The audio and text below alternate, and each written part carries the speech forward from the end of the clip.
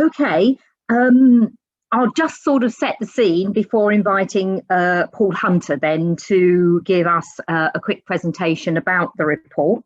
The report is on I think, a very topical and lively issue, which is poverty in outer London, and looking at both the short and the long-term implications of COVID and the recovery. The report follows on from previous work that both the Smith Institute has undertaken with the Trust for London on poverty in outer London, and from the poverty commissions in boroughs such as Enfield and Barnet. And I was very pleased myself to chair the Enfield Poverty and Inequality Commission last year, and absolutely delighted to receive a few weeks ago an update about progress against those recommendations. So that's the sort of the wider backdrop here. I'm not going to say any more about the contents of the report because Paul Hunter is going to take us through that.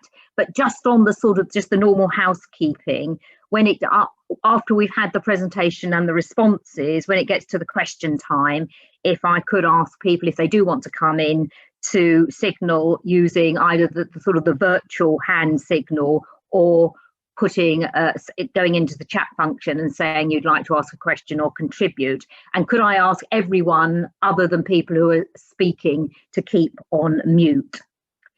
So with that introduction, Paul, could I invite you then to give us a presentation of the main findings of the report?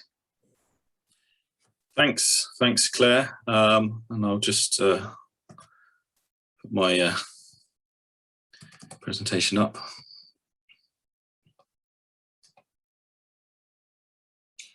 So yeah, thanks Claire for chairing, and to those who spoke to me as part of the research, and also thanks on behalf of the Smith Institute to Trust for London for supporting the project. The Smith Institute, as Claire was saying, has been tracking the decentralisation of poverty for some time. In particular, we've been looking at the concentration of jobs and growth in outer London, in central London, and also some of the implications, the housing implications of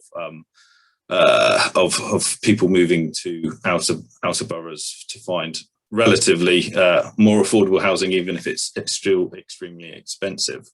And as Claire also mentioned, we've been separately involved in poverty commissions in Brent and Enfield, which for me personally has highlighted the work that councils and local communities are doing in some very difficult and testing times. So this report places a spotlight on the pandemic and what it means for poverty in outer London. It's a big subject, and coronavirus has had such a significant and deep-rooted shock that it makes the task somewhat difficult. So the approach we've adopted really in the research was to look at what are the short-term implications around the pandemic for outer London, and also looking at the longer-term implications, and specifically what home working might mean for poverty in outer areas of the capital. The research has been undertaken over the last 6 months or so, and it's been a bit like shooting at a moving target, because things have been moving so quickly, and government intervention as well alongside that has been changing at a rapid pace. The report looks mainly at the financial implications rather than any of the health implications, and is focused on the specific outer London challenges rather than looking at what interventions will be needed more broadly to address and tackle poverty. So moving on to the short-term impact. So COVID has had a disproportionate impact on the poorest in society. And this is evident, in terms of death rates, but also in who's seen their incomes drop, in terms of debt and wealth, and also in terms of earnings. across the country, and this is reflected though spatially with London hit the hardest of any region, both in terms of death rates and also a range of economic indicators.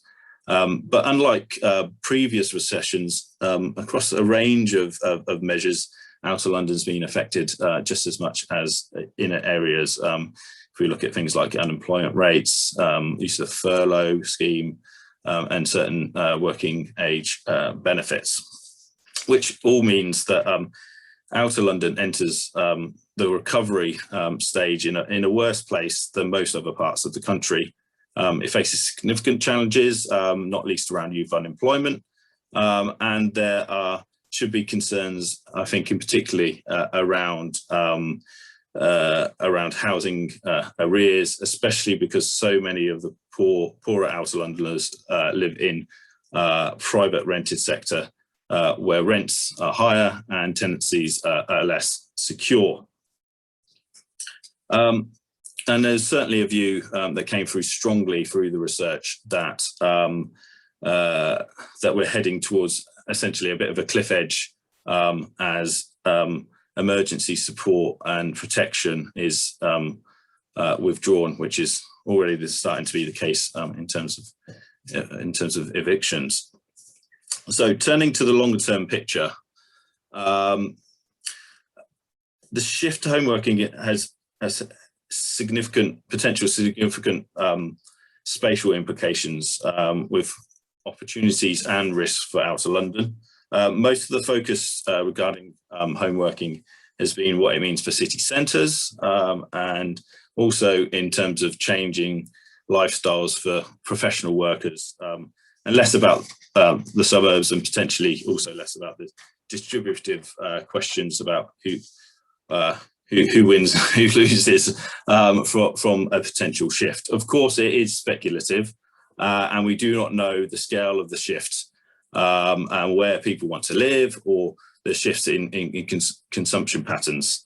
These are dependent on a range of factors, and they differ from employee to employee and employer to employer, and certainly are likely to vary by sector, by firm, by choice, by job role, and by seniority. However, we do know it is a minority of people who can work from home, and that's certainly even during the pandemic, that was the case. Those who can work from home do want to continue to work from home, and those doing so, those working from home, are higher paid workers. And we also know that some areas have higher rates of home working than others. So in Outer London, this varies from Barking and Dagenham and Havering having around 22% of workers working from home in 2020 to over half in Barnet. There are nevertheless implications for lower paid workers, not least with home working changing potentially what services people want, and therefore what skills might be needed to perform those jobs, those service jobs. Will this create new opportunities for local people and lower paid workers living and working more locally? And will those jobs be accessible for residents? On the housing front, will people trade proximity for space in housing, and what impacts will that have on population levels and rents? And will more localised consumption patterns drive segregated rather than integrated communities? So there's a lot of questions there. Many of them are still unknown, but need to be considered alongside some of the kind of transitional risks around skills and capital mismatches. Sorry, let me just. So, moving on to the immediate recovery. Outlined, there are significant challenges and opportunities facing Outer London, both the short term and the longer term. I think the first main point in terms of the immediate recovery is recognising Outer London's challenges. As the map shows, a number of areas are facing rising challenges and need support, and will need the social infrastructure in place to address the challenges that they face. Of course, it also requires adequate funding from central government to meet that challenge, and certainly that funding needs to reflect those changing needs of areas. The second point is on the recovery, is around the opportunity to secure a wage-led recovery and end Outer London's low pay status. As we can see, Outer London is most likely to have employees paid below the living wage, and there's certainly opportunities in terms of procurement, which is obviously an area which many local authorities are already looking at. But going beyond the role of councils, I think, you know, the focus on you know, clapping for carers and frontline workers during the pandemic, and also the implications of the health crisis hitting those poorest most, makes a strong case for NHS trusts in particular to be, you know, stepping up and paying all their staff a living wage. It was also stated in the research that Outer London pay, you know, low pay status was a reflection of the sectors operating in within it, and there's opportunity to take a sectorial approach to some of these issues at a kind of pan-London level, with GLA working with the boroughs to help drive up standards on particular sectors, not least around social care and the kind of green new jobs of the future. And lastly, there also seems to be opportunity for local authorities to use the knowledge gained during the pandemic, that they gained during the pandemic by supporting local businesses, providing information and advice to local firms during the crisis, and using that information about local knowledge about local firms to help provide advice, which could be essentially a win-win for businesses. You know, simple things like providing staff with regular shifts for work could help secure, you know, better retention of staff, but also give people more certainty around their incomes.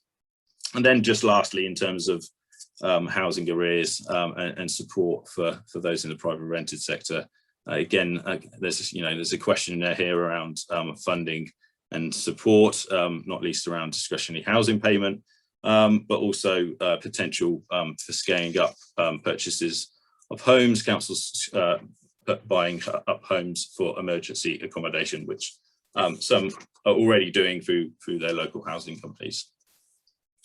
So just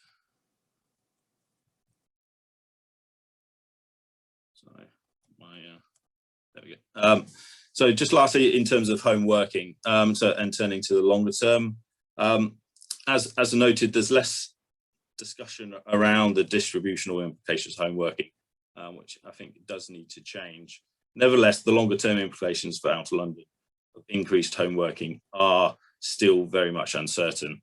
There is a strong case, which was stressed in the research, that there needs to be intelligence gathering and speaking to residents and employers about how and where they are working and consuming, and having real-time information about some of these changes.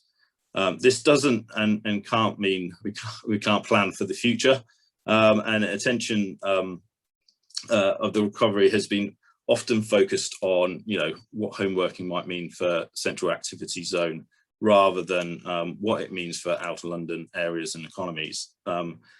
However, much more needs, so therefore, you know, much more needs to be done around scenarios for Outer London, how it can capitalise on any shifts to home working and tackle the poverty challenges that it faces.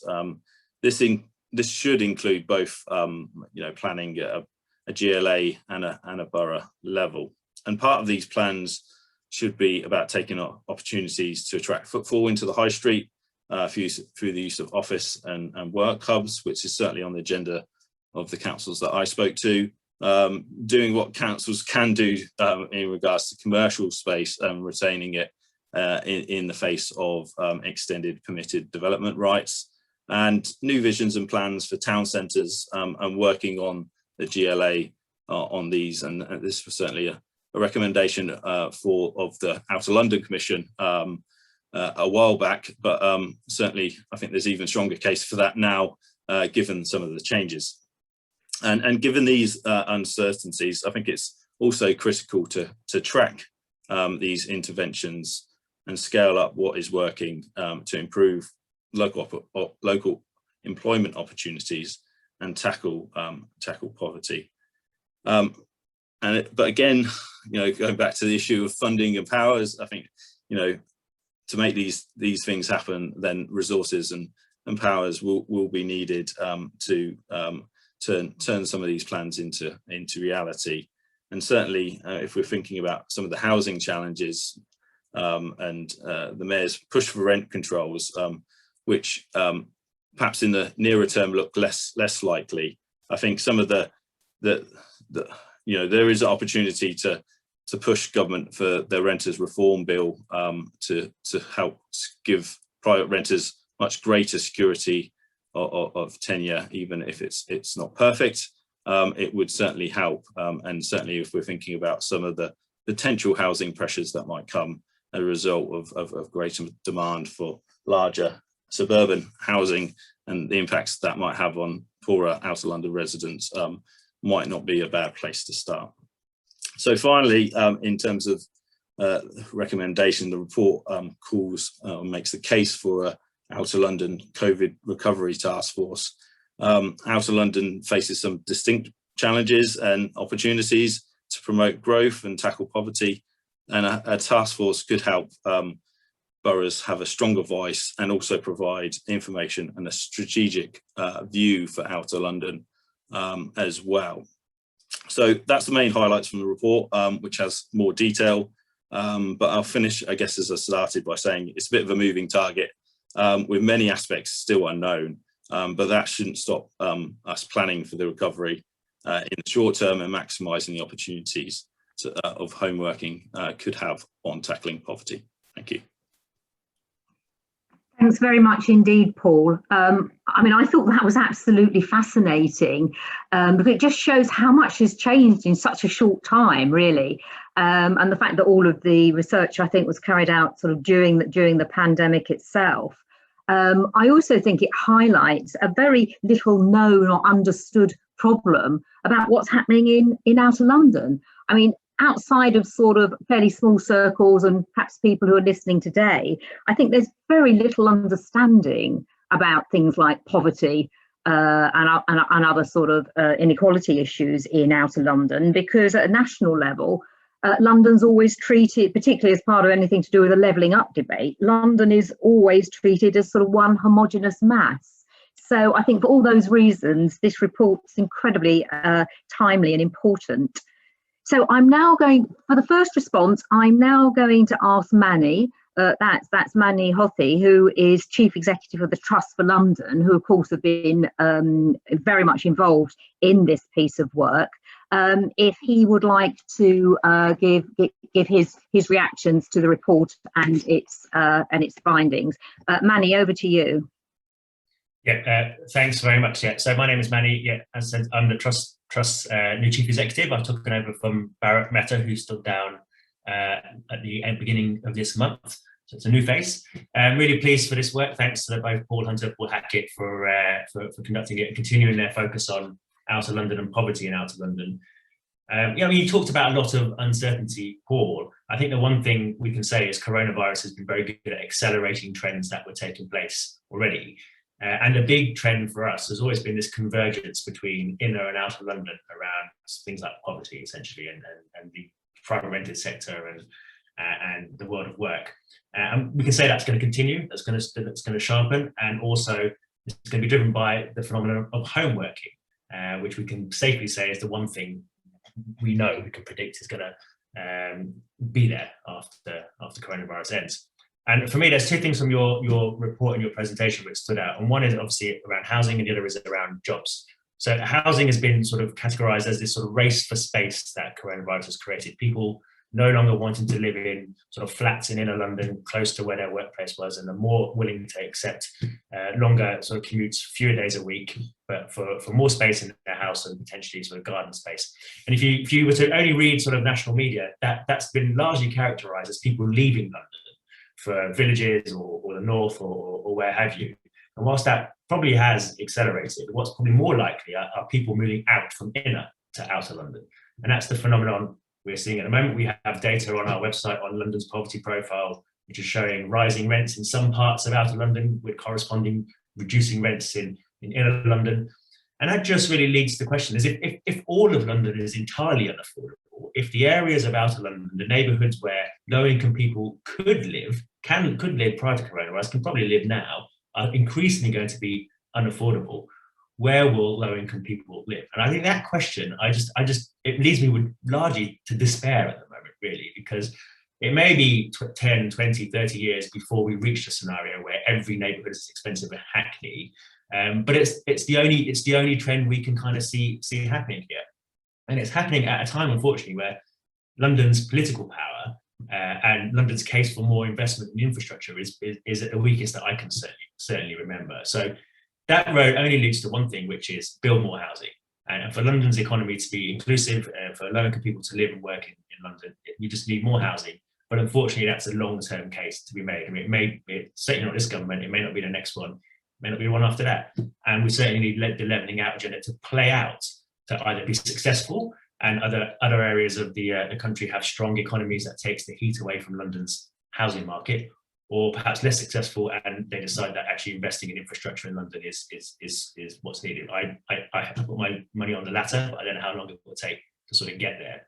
So London's housing market is really what I think that this trend is pointing towards as being the most serious issue around poverty in London. But of course, jobs are really important too. And as Paul highlighted, there are transitional risks, jobs moving from the centre because there's less money being spent there to other areas. And that's really important. But there are also opportunities here, I think, for local authorities and GLA to really sort of try and build that inclusive economy and that inclusive economic growth that we want to see across London.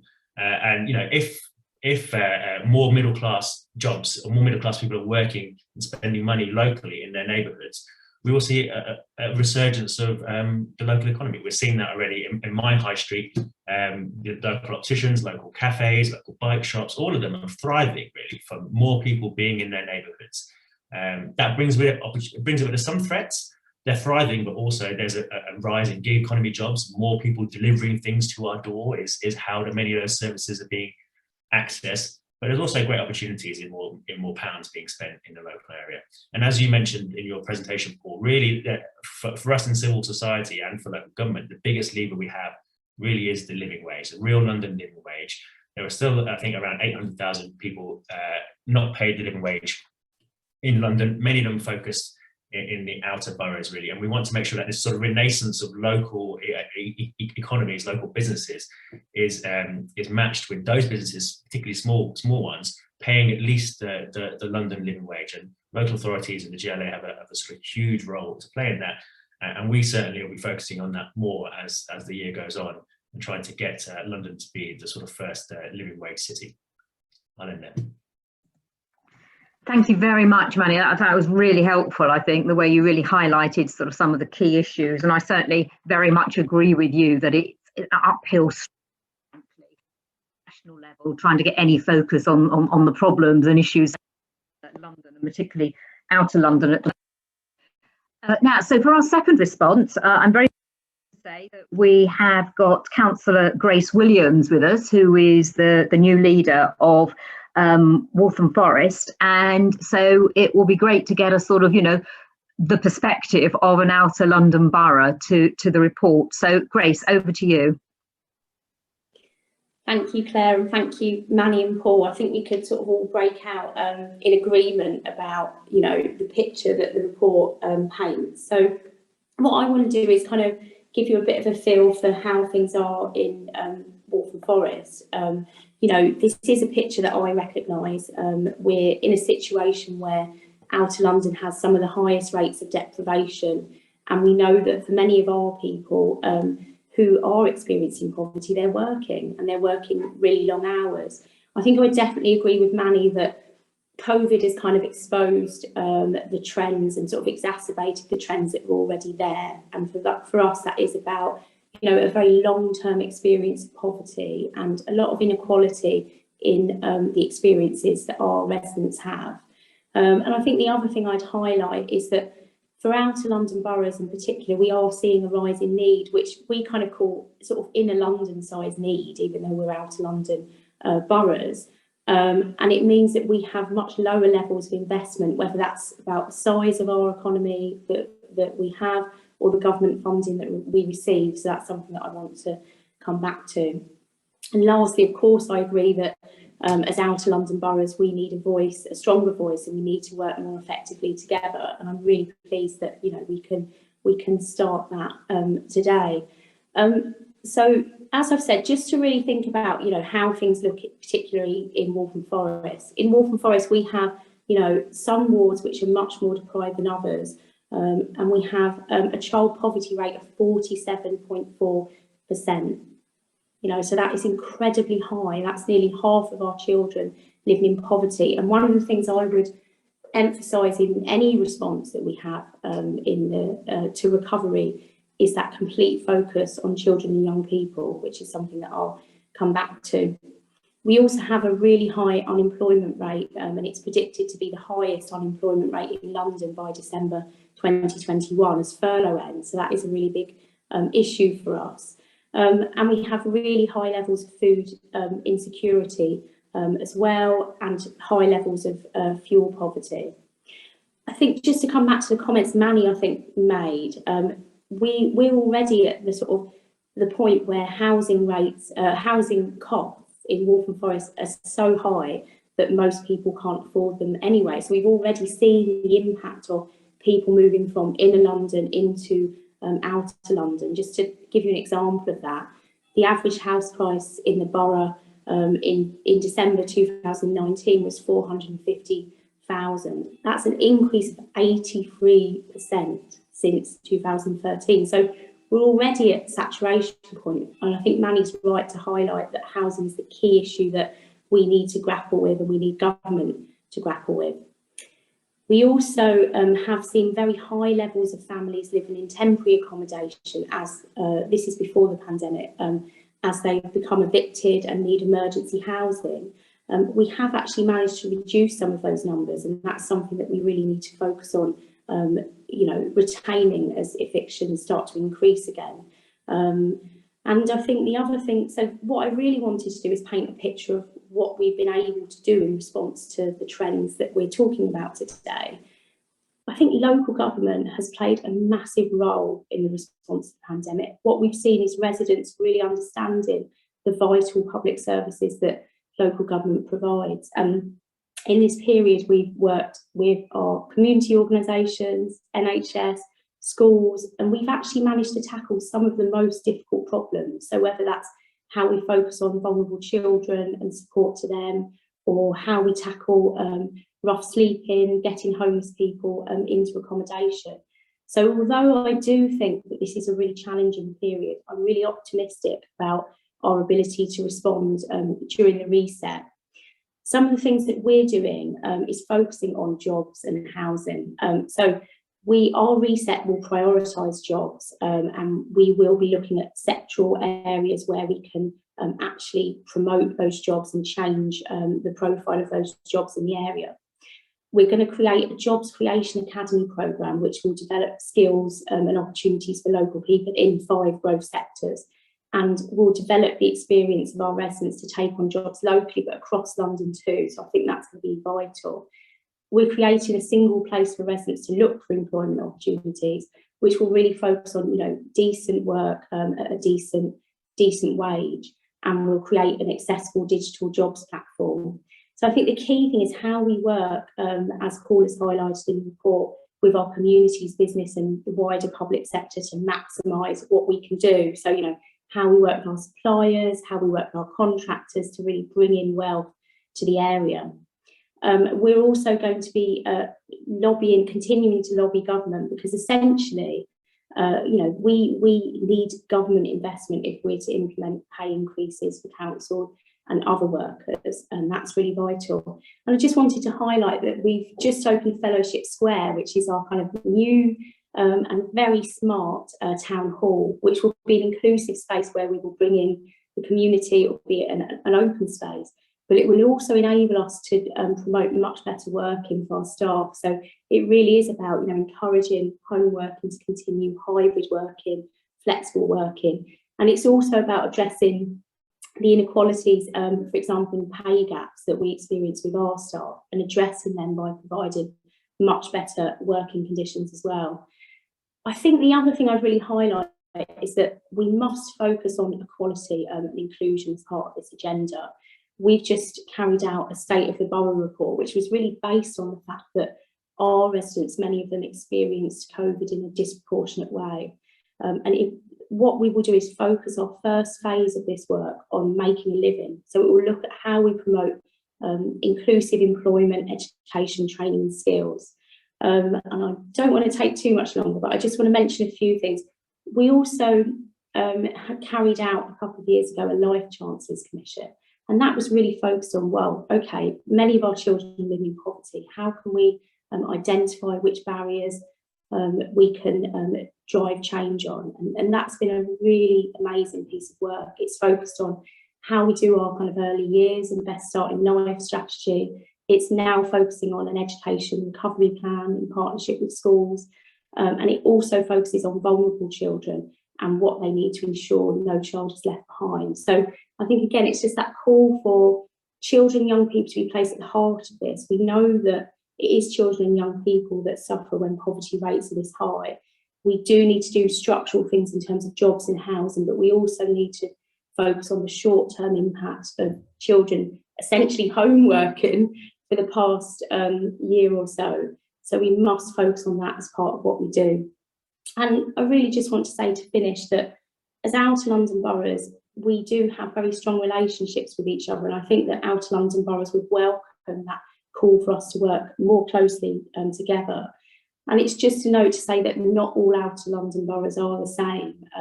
So, for example, some Outer London boroughs get Inner London rating. And it does sometimes feel that we're kind of invisible in this levelling up agenda that we've seen from government. As Waltham Forest, we need Inner London rating. It affects, for example, our teachers' pay, which means that we can't recruit and retain teachers compared to neighbouring boroughs. So I think that there has to be a call for Outer London boroughs to have the same status as Inner London boroughs in terms of government investment, and that's something that I would really welcome support on. So I'm going to end there. I've tried to do a whiz through, and I'm also very happy to go into more detail in the questions. Thanks very much indeed, Grace. It was really interesting to hear what's been going on in your patch, and also some of the things you've been able to do.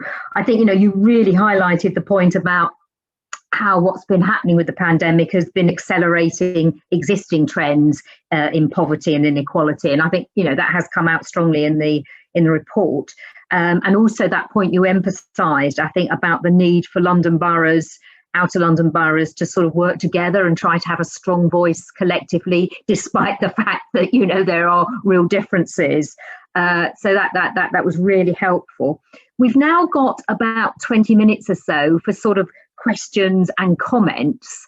So if you would like to come in, could you please either indicate either in the chat or raise your virtual hand, and I would do my level best to try to sort of bring everyone in who said they want to come in. So could I start, please, by inviting, I think it's Jackie Peacock, please, for your contribution.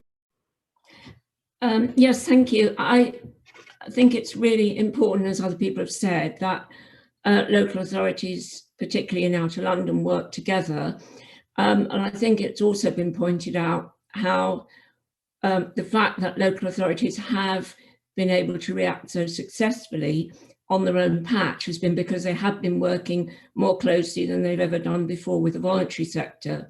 So I just want to suggest that outer London boroughs get together, talk to each other with voluntary sector, not-for-profit people on the ground, so that we get that input pan-London rather than just individually, important though both are. Thank you very much for that, Jackie. And I think Rose Grayston would like to come in next.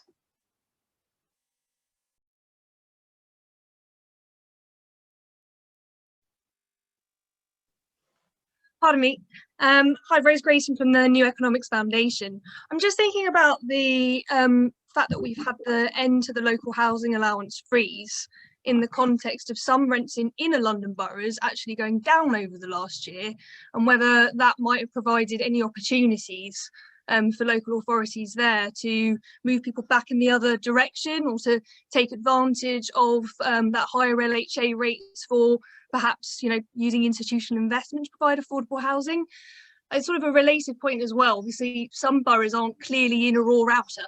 They might have bits of the borough that are more inner and bits of the borough that are more outer, and those local authorities might be experiencing some of the effects we've seen within themselves. So yeah, I'd be interested in comments on either of those. Thanks very much, Rose. I think I'll take a few more contributions and then I'll ask our panelists to respond to the specific points that you were raising there. So could I next invite Sandra Kabir to comment, please? Good morning. I'm Councillor Sandra Kabir from Brent. I think it's really important for all of us to understand the changing job market as a result both of the pandemic, but just of the general economy of the country. So with the changing job market, new skills are required. And I feel that we really don't have a good feel for what is the future of the job market and the kinds of jobs that will be available and the skills that will be required. So I would think that as joint outer London boroughs, we should invest some time and money to research on that. Thanks very much for that, Sandra. Could I next invite Neil Sinden to contribute?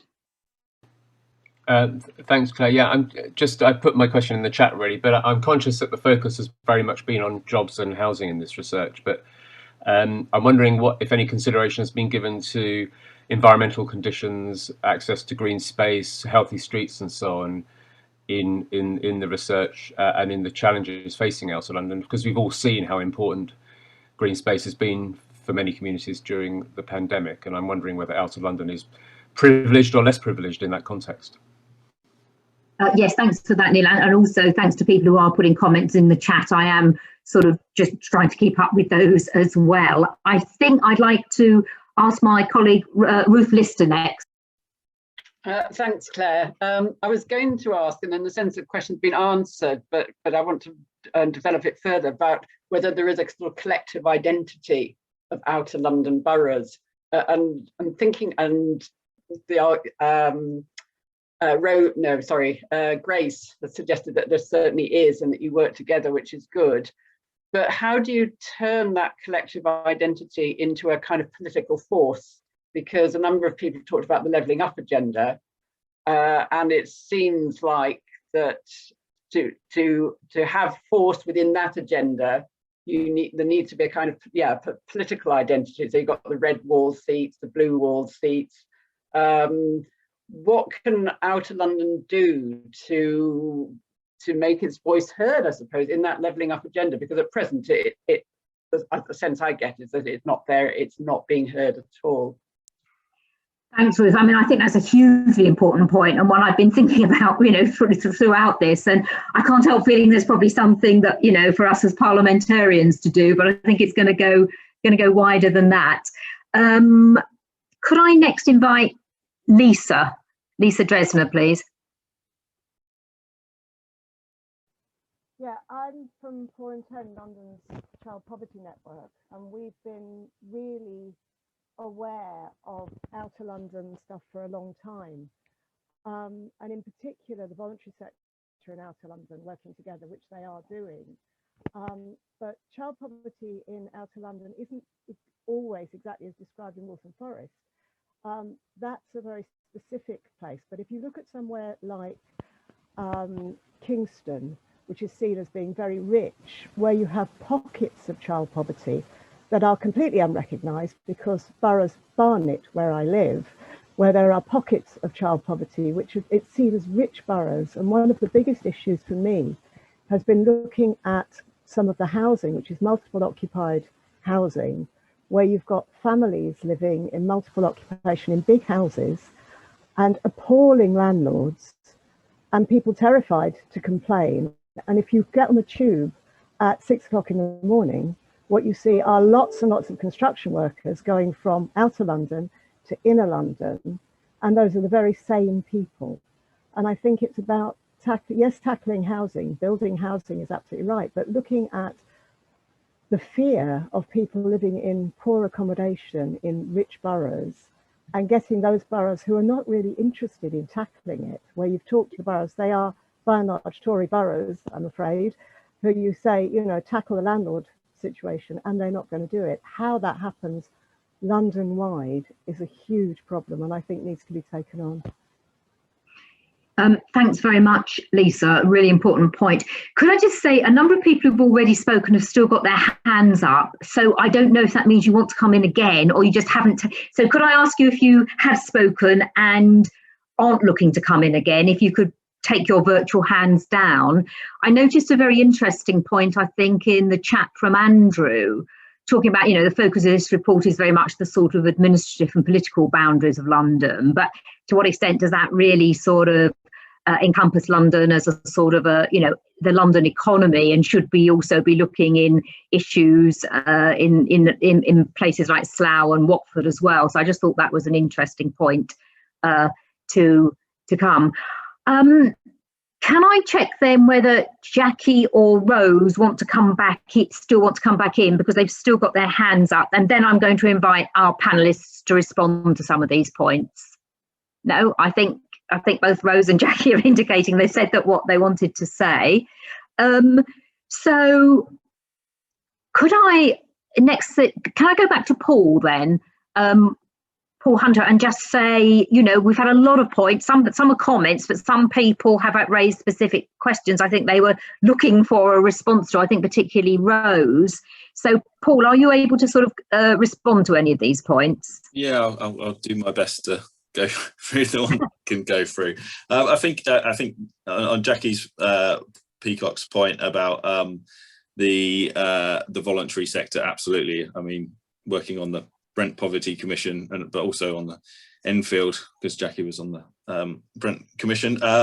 We really did see, you know, the absolutely vital and strong kind of relationship between voluntary sector and the local authority. And I think certainly, I mean, just in terms of our call for a Outer London task force, I think, you know, the voluntary sector would have to be have, you know, at the very least one seat round the table, probably more, to really give a view of some of the challenges that are being faced in Outer London. So absolutely vital part of the equation, and that relationship's essential. In terms of I guess the question of rent falling in inner London and opportunities there, I guess falling from what level to what level.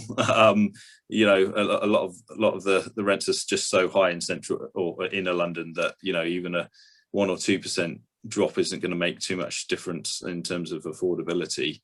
Perhaps over the longer term, these are one of the unknowns that, you know, potentially if lower paid people don't require the additional space because they're not working from home, then they could potentially be benefits there for in terms of properties that kind of meet their specific needs. But it seems I think it's one of those questions we have to wait and see, and it seems potentially a long way off. And one of the questions and implications are kind of highlighted was the fact that LHA, if we do see rents go up in outer London, then LHA rates are going to need to reflect that, and the worry is that with another freeze that they won't, and potentially problems there. Just in terms of skills, yeah, absolutely. I think that we need a much more, again, it's a question of understanding some of the changes that are going to be happening in the shorter term in terms of skills, and why it's so important to listen to local residents and respond to their kind of their requirements. Just quickly on the collective identity, I think certainly through the research there was a big emphasis on the fact that essentially London was at the back of the queue when it came to levelling up, and that this was a kind of London-wide problem, that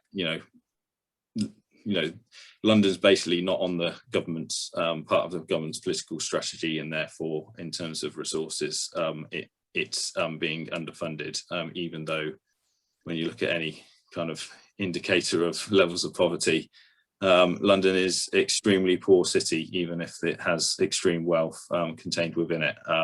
So I think there's a big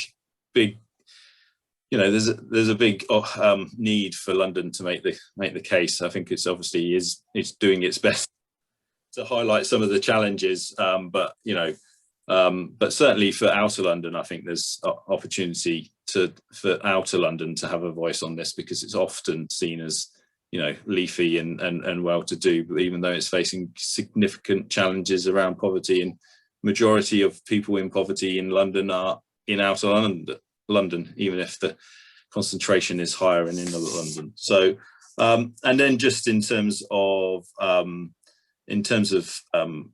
housing, private rented sector, yeah, I think there's a huge challenge there, especially for London, outer London, because of the high levels of low income people who live in private rented accommodation, often not fit for human habitation, often with very poor landlord quality. And I think there's a range of things that need to be done in terms of licensing, in terms of council intervention, in terms of security of tenure, and I think that would this kind of national legislation would have a really positive place specific impact on outer London. Thanks very much, Paul, for that. And I can see there are some more interesting comments in the chat actually on this issue about how best to get a strong collective voice, and a particularly interesting point, I think, about trying to do it in a way which is sort of in some ways can bring inner and outer London sort of working together rather than being pitted against each other. Just before I invite Grace and Manny to give any final reflections, I can see that Nicholas Falk would like to come in. Yeah, Nicholas. Thank you. It seems to me that one missing tool in tackling inequality is the role of transport. And in past research into town centres, we've discovered that the peripheral town centres tend to suffer from all the traffic going through them. And this is, I think, getting worse as people use their car more, and we see the white vans everywhere.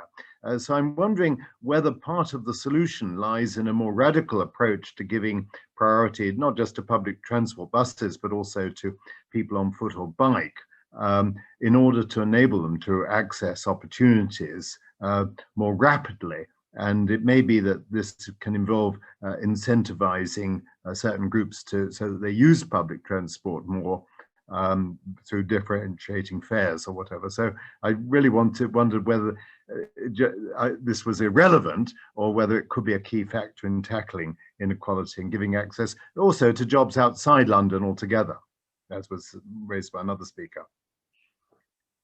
Thanks very much for that, Nicholas. That transport point, very important, I think, and also chimes with points in the chat about sort of, thinking about the environmental impact of what the response is. Could I then invite both Manny and Grace to pick up or respond to any of the points that have been made, or sort of any final things that you would like to say? Manny, would you like to go first? Yeah, and I was going to talk about transport, but Nicholas has done a good segue there. I think obviously cycling infrastructure is really important, and Grace and Waltham Forest lead the way in that. Really, it's been phenomenal what's been happening there. But I would add, as well as cycling, e-scooters, and it's quite niche. I go on about this a lot, but honestly, the early adopters in e-scooters are mainly young people from an ethnic minority background. And it's great that TfL's e-scooter trials, I think, are taking place in neighbourhoods. So they're not just in like getting people into the centre or central London or in the parks. They're like, how do you have neighbourhoods and town centres that have e-scooter infrastructure that's safe? And inevitably this will move into the realm of private ownership of e-scooters. Because no point in police pulling up people on these things. We've got to find a way around that. So e-scooters, I think, are definitely, even micromobility, are part of the answer. And the other thing is we've got to monitor what happens with obviously expansion of ULEZ and the A406 collar and how that impacts on air pollution around those sorts of areas, which are where lots of low-income people will live, because it's clearly not desirable housing, really. And then on just the final part on levelling up, I think we're in a lot of meetings at the moment about making the case, and obviously we do make the case, and it's about poverty and it's about the economics. But I think the one thing we should remember is that there's a really huge emotional reason why the levelling up agenda appeals, as well as electoral geography. There's an emotional thing. It's always been there, anti-London sentiment. If your local rail line is terrible, then it doesn't matter what numbers you pump out about London's economy. You just want a better train line, and you're not going to settle for anything else. So we have to remember we're up against that sentiment, which is really hard to crack through. Thanks, Manny, and I absolutely agree with that. I mean, I think it's really quite tough going at the moment, dealing with some of that sort of anti-London sentiment, which is sort of based on many years of feeling sort of neglected and underfunded. So it's a tricky environment. Grace.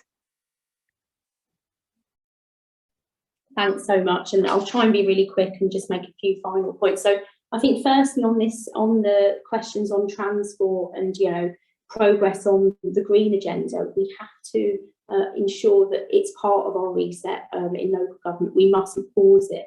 I think the job that we have in Waltham Forest and that we've learned from doing our Enjoy programme, which has been about massive increases in walking and cycling, is that it has to be inclusive. So we have to find a way of working with the community so that they understand that it's a vision that benefits them, whether it's in terms of better homes, which are more sustainable, new jobs that are coming forward, which addresses that point about, what kinds of new skills are we going to need to develop, and really does talk about quality of life as well in terms of access to green spaces, as well as transport. So I think we have to see that central to the job that we have in terms of addressing poverty and inequality. And I just wanted to make a couple of final points. I think the other thing is, yes, the community sector has been absolutely vital in this period. And I could talk about our local examples for many hours, which I won't do, but I just wanted to highlight a couple of examples where we've worked with our local organisations on food insecurity. We've worked with them in the pandemic so that we've actually distributed food to them, and they have had that job of then getting it out to the community. And we've also radically transformed the way we've worked with our community sector on violence and exploitation for young people. So we must keep doing that. I guess the question we have is, how do we do that in a way that respects the fact that you have different voluntary organisations locally, but also give them a voice as well? I think there are ways of doing it. For example, the Youth Violence Task Force that was set up a couple of years ago. And I think lastly, the question of how do we develop this collective identity? I mean, obviously, as Manny has said, the politics are against us here in terms of what we have to do. I think one of the jobs we must do is involve our excellent MPs that we have in Outer London, so that they can really help us forge that identity. And I think we need a few clear messages. What are we actually asking for? What are we asking for in terms of perhaps job support or support for skills? What are we asking for in terms of housing? One thing I really wanted to highlight is that we have managed to do a lot in terms of the private rental issues that we've talked about, because we've had a private landlord rental scheme, and I think this is something, for example, that local authorities, councils can call for, because it is transformative. It does mean that those people living in the private rented sector do have good housing standards, and we have a lever then to do that. So I think it's being really clear what our asks are, and if we want to see it as a movement involving MPs and local communities as well. Thank you very much indeed for that, Grace. Really glad you highlighted the incredibly important role of the community sector, voluntary groups. I know certainly that was a sort of a big issue that emerged when I was chairing the Enfield Poverty and Inequality Commission, and I think the same on the Brent Commission as well. It really is a big point. Also, I think it's really important that the way you've highlighted how we get this more influential sort of collective voice. I think your idea about involving MPs, I think is a really, really good one. And I know that obviously the sort of, if you like, the lead call from the report today is for an Outer London COVID recovery task force. So there's a lot to think about, I think, in terms of how to take all of this forward. I think we've had some incredibly important points about jobs, about skills, about housing, about transport, voluntary sector, and the environmental implications and much else aside. And I think really the thing that brings this all together is the need for the recovery for sort of inclusive growth across London, which really sort of focuses on equality, inclusion, and some of the other issues we've heard about today. We're almost running out of time. Thanks. I think I've called in everyone who said they wanted to speak. I've tried to sort of draw on some of the points being put in the chat, and I'm sure that we'll have an opportunity to go look at those in a bit more detail. I just wanted to ask sort of Paul indeed from Smith Institute, if anyone wanted to say anything about next steps or what happens after this event. Thanks, Claire. I'd just like to say thanks everyone for participating. I thought it was really interesting, just quickly, just to say that we wanted to take forward not just the work on Outer London, but I think there's still a lot more thinking to be done around the shift towards home working, which we did raise in the report. It's a very tricky issue to get to grips with, as Paul said. It's a bit of a moving target, but there are huge implications in there, not just in terms of poverty, but also in terms of economic development in Outer London. Perhaps one of the things that we will do, and I'll put it into the mix, Claire, is perhaps we need an APPG or something for Outer London to give us a bit of a focus. I know we've got one for London as a whole with London councils, I think, but maybe the time's come to start bringing together the politicians in Parliament, the peers as well as the MPs to look at some of the issues we've raised on our agenda. But thanks very much, Claire, and thanks everyone for participating. Thank you. Thank you. So thank you everyone very much indeed. It's been a really, I think, fascinating event, and we are now exactly at 10:30. So I think I'll draw proceedings to a close. Thanks, Sam. Bye.